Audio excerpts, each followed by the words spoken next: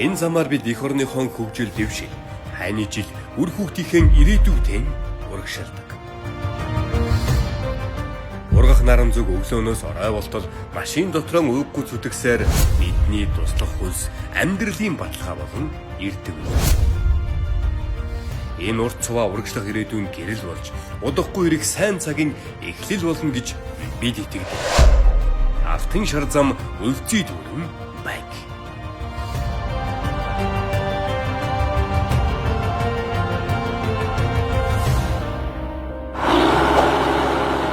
Бид нэг амтай шүү.